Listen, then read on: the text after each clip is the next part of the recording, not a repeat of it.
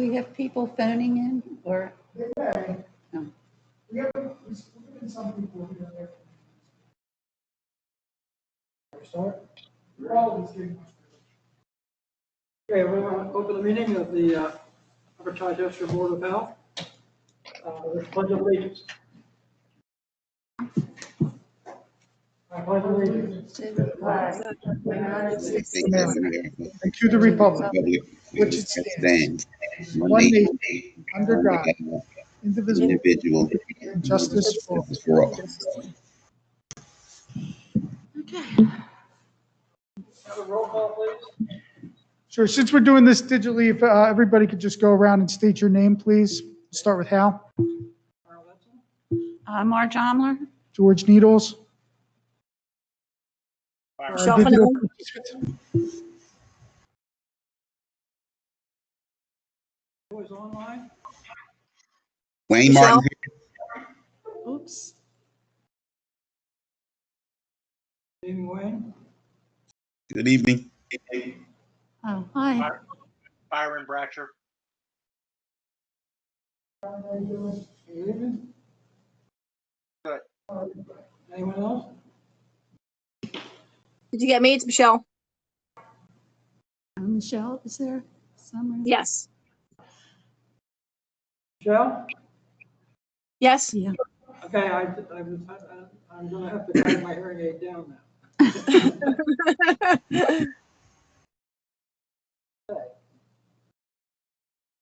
Do we have any public comment on the agenda items? Currently, we do not have any public in the meeting room with us. If there is anybody on the live feed that would like to speak, if you have called in, if you press *6, you should be able to unmute yourself. If you could please just state your name and your address and then your comment.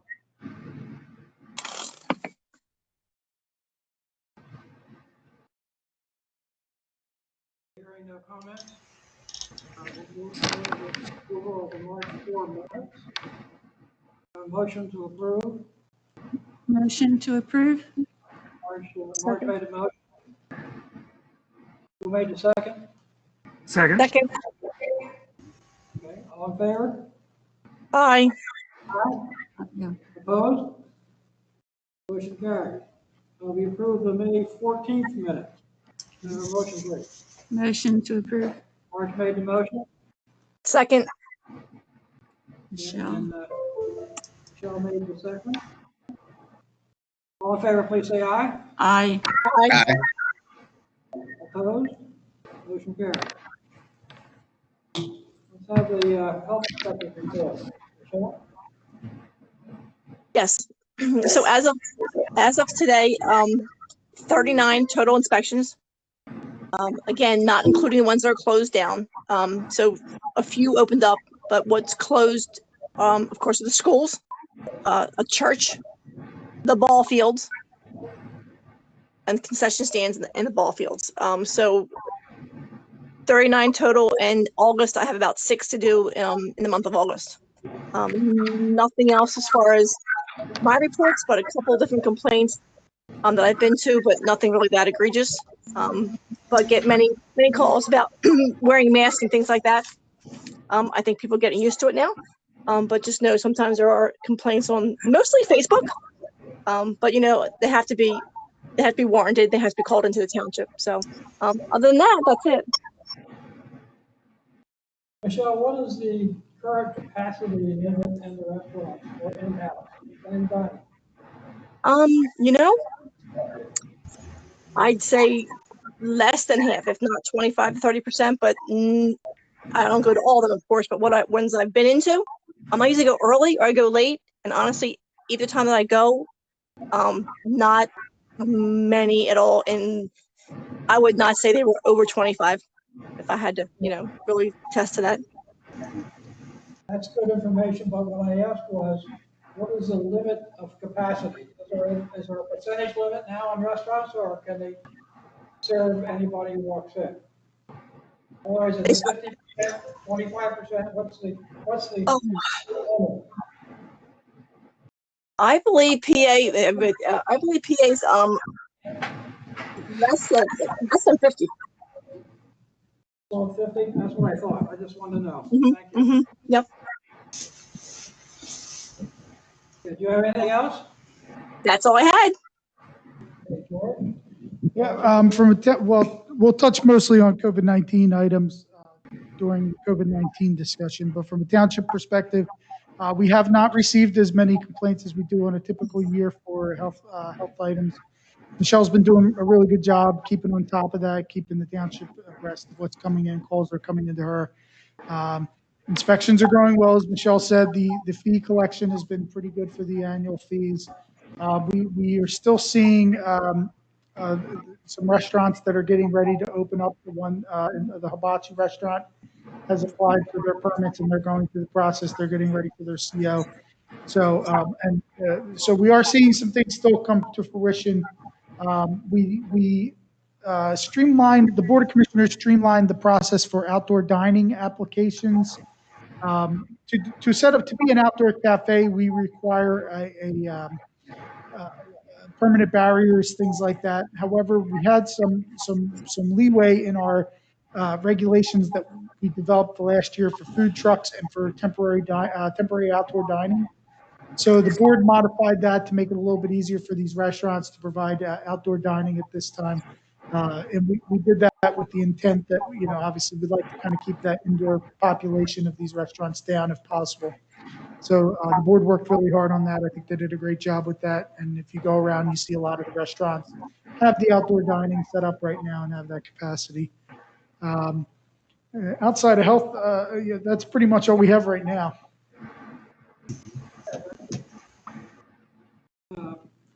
Property maintenance review, is that, So annually, we typically have a topic for our meetings. In the summer meeting, we usually touch on property maintenance. So the Upper Chichester Township has a property maintenance code. It's the International Property Maintenance Code, and that is enforced by our two inspectors that work in-house. So essentially, what that is there is this laundry list of codes that basically all attest to the health and safety and welfare of the community, keeping grass cut below 6 inches, ensuring that properties are free of debris, um, assuring that there's not items that could harbor vector, which is, mice, things like that, pests. So this year, we've actually seen a decrease. We believe it's due to the fact that more people are home. We're seeing a quicker response times too to the letters that go out for potential violations. So overall, we would report that we're having a much more positive year than previous years with our enforcement efforts. We're not needing to do as much enforcement because I think people are home and they say, oh, you know what, I got to clean that up. I can get that. I got a standing water out there. I'll take care of that. We are preparing for the potential future. Now, obviously, the economy is taking a hit. There's moratoriums right now on foreclosures and evictions. However, we have to prepare for the worst case scenario. So what we are preparing for is potential vacant buildings. We're preparing that 21, 22, we could see people abandon their properties. Now, typically, what we see, the trend is that that's not the homeowners. That's more. It starts with speculative purchases from people who maybe own multiple rental units, things like that. They lose them to foreclosure. So we're not seeing anything right now. There's no trend of that right now, but we have to be prepared for that. So we are preparing for the, that could happen. So we work with our housing inspector who does the annual housing inspections on rental units to just make sure you can FaceTime with the landlords, make sure everything's okay, and kind of just keep an eye on that. And for the people that own their properties, if there's anything that comes up, we try to help get them to owner-occupied properties. We try to get assistance to them. Or if there's renters that need assistance, we try to connect them to different assistance sources. So we're doing the mitigation efforts right now, but we are anticipating that to become an issue in a couple of years down the line. Like I said, the violations are down, compliance is up. It's great overall. We're seeing very positive things in the township. I think the inspectors we have right now are really keeping on top of it, doing a good job. The thing that we would say to the public and to the members of the Board of Health is just keep an eye out. If you see a property where, the grass is growing and nobody's cutting it, we need to know what's going on. So if you let us know, we will send someone out there and find out. We have this wonderful program. It's called Helping Hands. It's a conjunction with Barbara Kelly, our assistant manager, who's working with the Rotary, the Chichester Business Association, and other groups. And if it's a senior or someone that's in really need of help, they get together and they get someone out to help that person out. So we can help people that need help. And we can incentivize people to do work that need that push. And, we can really kind of help the community if we all work together. So. How do people contact Helping Hands? So if someone contacts the township and says, hey, we have this issue, or I have this issue, we get them in contact with them. So it typically starts with a concerned neighbor saying something's going on at this property, and I'm not really sure. Now, if someone wants to directly ask for help, that's great. We haven't seen that yet. So people can just call the township and it'll go from there. You got it. Okay. Say, George, where can you get a copy of that property code information? It's actually so you won't find it within our code. We have the book. It's called the 2015 International Property Maintenance Code, and you can actually find it online just by searching. There's copies of it. We've made amendments to it. There's certain when you pull that code, you'll see there's various sections that the township can insert items. We have made amendments, and that can be found on our website. Okay. Go to our website, upperchi.org. On the right-hand side, or from the license and inspection page, you can get to a website that we maintain called, it's the eCode 360. We use that for, it holds our ordinance, but it also holds the agendas for these types of meeting minutes back to the 1990s, resolutions back to 1935. So that's kind of our warehouse for public documents. Okay. Thank you.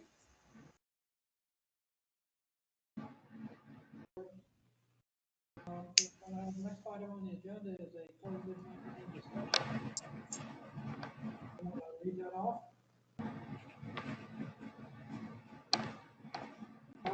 Let me ask the question. Dr. Roswell,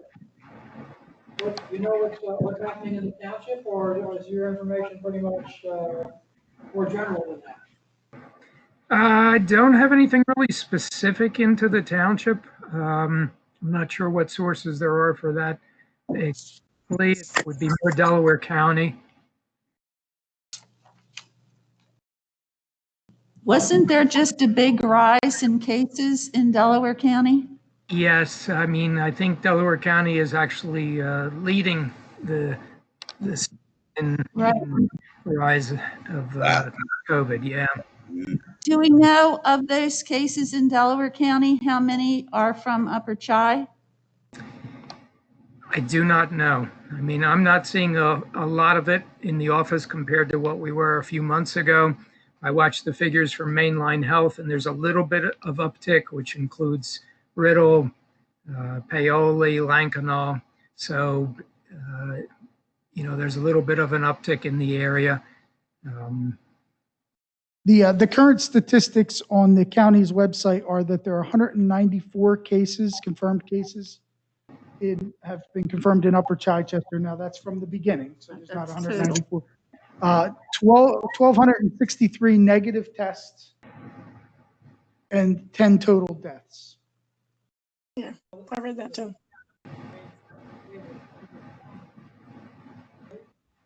And what I can tell is that since we looked at the state, we moved from 140 now to 154. So we must have had about 54 more cases since the governor opened the state.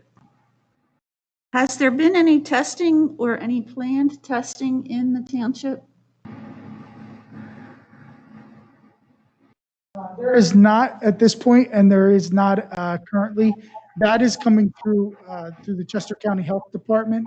While we have maintained contact with them throughout on items like, with our facilities and things like that, I believe what they're doing is centralizing them to the areas where I think that they feel that they can get the most people to. I mean, I know they had a big one in Chester, Yes, and the one I went to was up at Fitz. yes. So they have not contacted us, nor have we contacted them about Okay. having something down here yet. Watch the local statistics pretty closely because of my interest in the senior citizens population. And now that I haven't looked at the site the last couple of days, and I was surprised to hear 194. Last time I looked, it was 179. And that was only a few days ago. So we must have had several new cases in just a week or less. And but I think the general, we're very close, slightly over, with 191, these were about 1.2% of Upper Chichester Township. And that's consistent with state. The states have about a 1.2% COVID infestation, I guess also. And the death rate is really going down. That's the good news. There's only been, like I said, only been one increase that I've seen in 30 days. And I've also looked at the state statistic on deaths, and that also seems to be down significantly.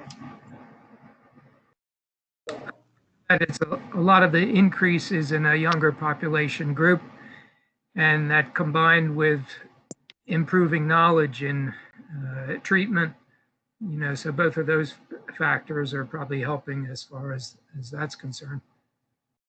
Mr. Goldberg, you don't think that that's just society's propensity to blame everything on the millennials, is it? Maybe just a little. Maybe just a little bit, And there's a possibility the virus has changed a little bit so that the strain is gradually getting weaker. That would be the general trend.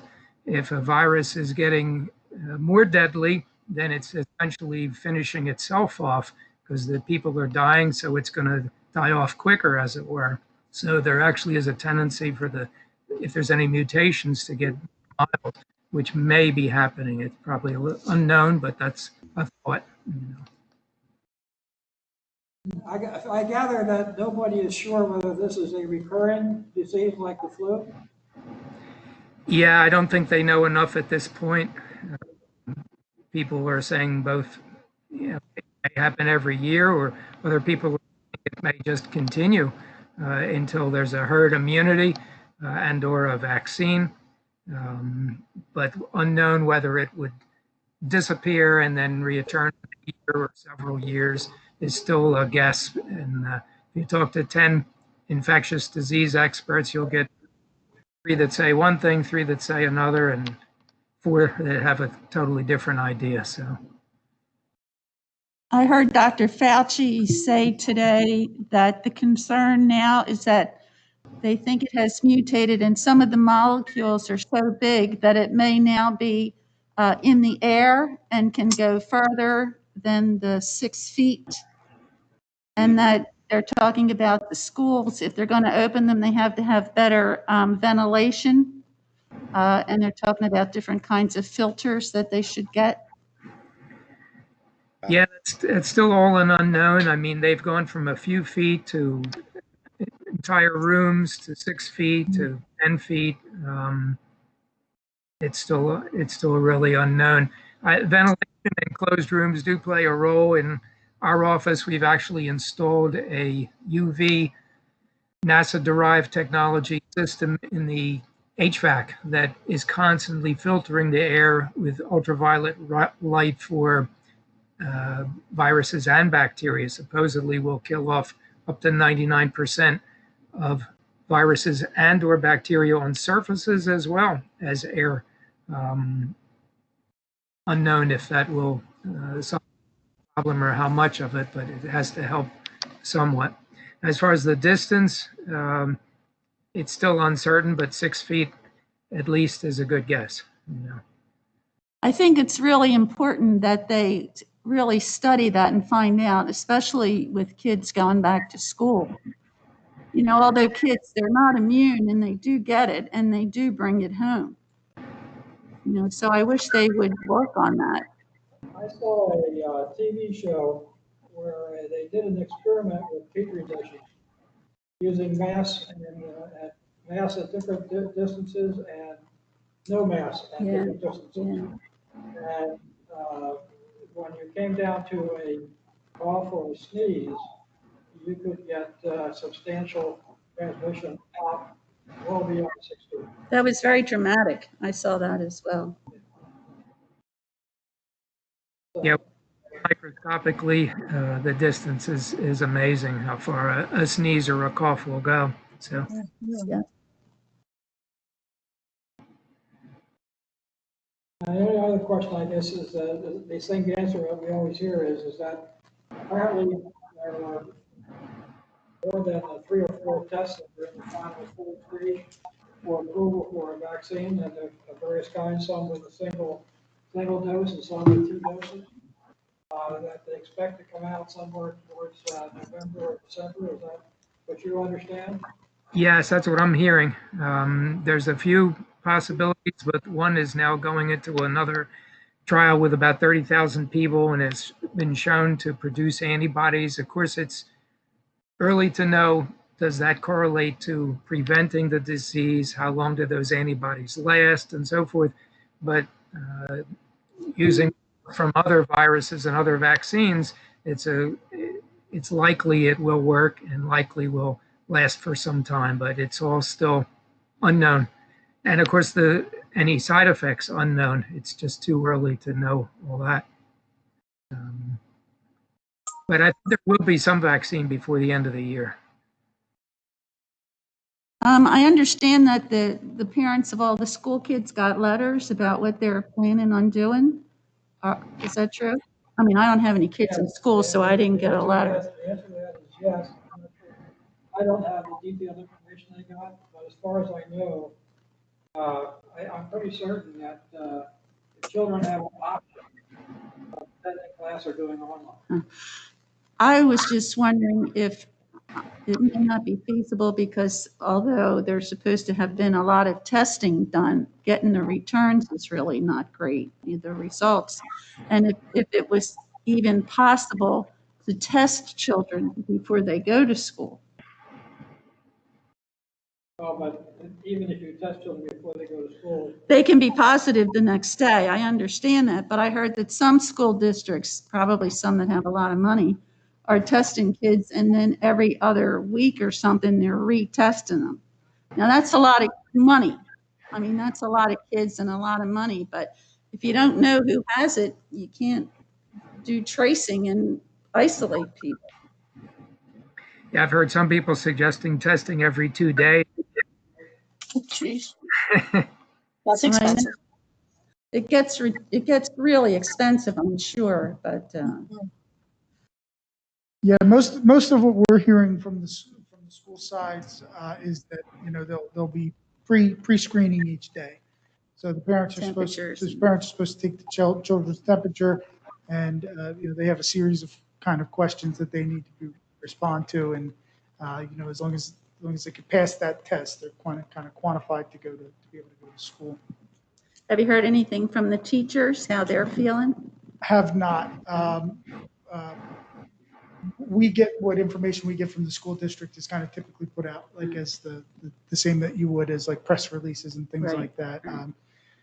So, and I know that, this is a very sensitive subject for a lot of people. I have 3 school age kids. We're still determining, what's going to be our path forward. But,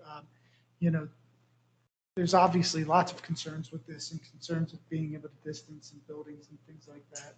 So Yeah. I think it's going to be, one of those situations where they're going to come up with the best approach that they possibly can, and we're going to hope it works. there doesn't seem to be any consistency in any policy between any school district No. or any other school institution. And My it would- grandson's going to Slippery Rock. He'll be leaving sometime probably in the next 10 days. He'll be doing 2 classes online and 3 classes in the classroom. So, they have a lot of students that are staying at home and doing online. So it's a mixed bag everywhere you look. Yeah, and I think it's got to be fluid too, depending on the situation and the Exactly. location.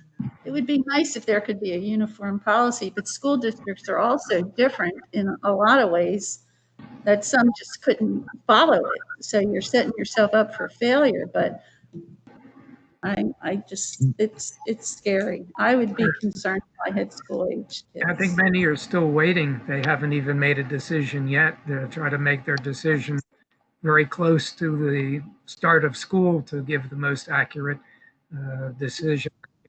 But so a lot of them are still debating what to do. Oh, well. Scary. So just for the COVID-19 discussion from the township perspective, just so like from our operational perspective, we are open and we are fully operational. We have been open and fully operational for some time. Social distancing precautions are in place. We've moved desks within the office to maximize spacing. We limit the amount of visitors into the employee work area. We ask that everyone wears a mask when they enter the building. We have opened the Fury Road municipal facility for the gym.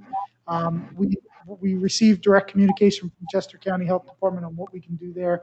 Our limit is 75 people because we have 3 defined separated spaces in our gymnasium. Residents can come in and they can walk. We ask as they enter the building if they can wear a mask. They do not need to wear a mask while they're walking the track. Yeah, if there's nobody there, I don't put my mask on. But if there's a lot of people, I put it on. Absolutely. And But it that's, gets hot in there when you're walking with a it does. mask on. So I wanna we ask tell you. people to use common sense Yeah. principles. It's like, if you do not feel comfortable taking your mask off, leave your mask on, but also understand that it's summertime. While we do try to ventilate it as much as possible, it does not have air conditioning, so you have to be careful. Yeah, we do have some renters coming into the space. They are utilizing the facility again. When they enter, when they exit, they all have to wear masks. They enter from the side of the building, exit from the side of the building. Anybody that like coaches on the side, they all have to wear masks. Anybody not participating, but if they're actively participating in the sport, they are not required to wear the mask. We ask everybody to social distance as much as possible. And we have our full complement, and we have all of our highway sanitation workers. Everybody's in, and all of our inspectors are in, police, everybody's working. We've had two instances where the police department had interactions with people who claimed they had it, or one instance where they claimed they had it, and one instance we couldn't determine if the individual had it. They worked very well with the county health department to be able to get those people tested with the rapid test and get those results back. And in both cases, everything was fine. So we've not had any scares here. We're just asking employees all to really just use, wash your hands, social distance from each other. We don't put anybody together in large groups anymore. Wear a mask when social distancing is not possible, and be mindful of each other and kind of how this is going to affect everybody. So. Is there any further discussion on COVID-19? If not, it's time for public comment if there's anyone online.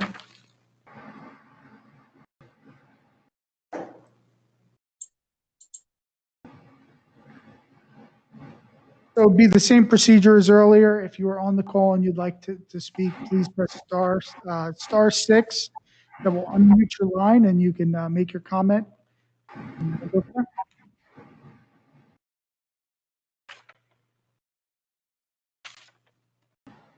Here we go, comments. We'll move to member comments. Does any member have any comments they would like to make before we adjourn?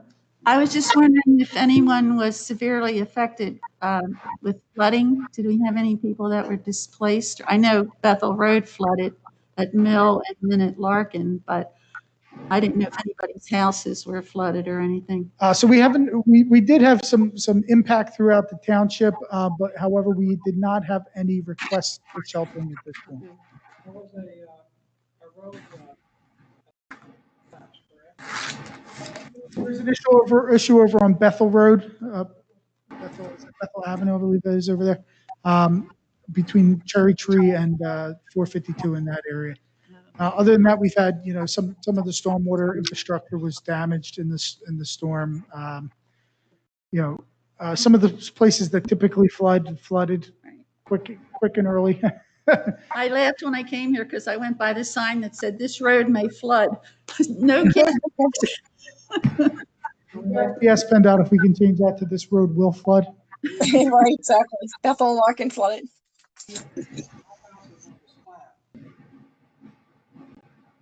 Periodically, when it rains, as it did the other day, coming into our family room, into our kitchen, all through our garage. It's cleaned up. Hal, you might want to get closer to the microphone if you don't have one in front of you. I can barely hear you. Okay, how's that? Better? Better. I No said, better. Yeah. our house is on slab, we do not have a basement. And the entire neighborhood drains through my yard. So, periodically, we have water that comes in, into our, family room, which is carpeted. And, it's not a substantial amount of water, but it's enough to be a problem. And this time it came into our kitchen.